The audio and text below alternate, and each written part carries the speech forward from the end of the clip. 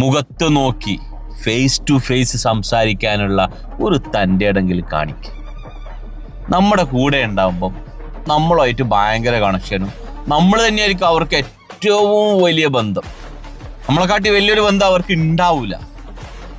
നമ്മൾ ഒന്ന് മാറിക്കഴിഞ്ഞാലോ നമ്മളാണ് അവരുടെ ഏറ്റവും വലിയ ശത്രു. ലോകത്തിലെ ഏറ്റവും വലിയ ശത്രു നമ്മളായിരിക്കും.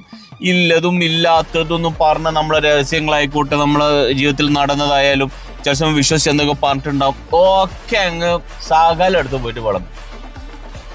എന്നിട്ടോ പിന്നെ നമ്മുടെ മുന്നിലേക്ക് ഈ 32 പല്ലും കാണിച്ച് ചിരിച്ചുകൊണ്ട് ഒരു ഉളുപ്പില്ലാണ്ട് കയറി വരും. ഇങ്ങനത്തെ കുറെ എണ്ണോ അവരോടാണ്.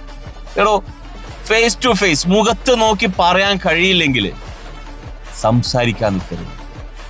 മിണ്ടാതെ ആടടങ്ങ് പോയിട്ടിരിക്കുക. എന്തിനാണ് ഈ 2 തോണിയിലും കാല് വെച്ച് നടക്കേണ്ട ആവശ്യം? ഏതെങ്കിലും ഒന്നില് ചവിട്ടിടോ. അതിനാന്ന് കുറച്ചൊക്കെ തൻ്റെ ഇടോ എന്ന് പറയുന്നത്. ഇതില്ലാത്തവരെ വേറൊരു പേരെ വിളിക്കുക. എന്തിനാണ് ആ പേരെല്ലാം ചോദിച്ചു വാങ്ങേണ്ട ആവശ്യം?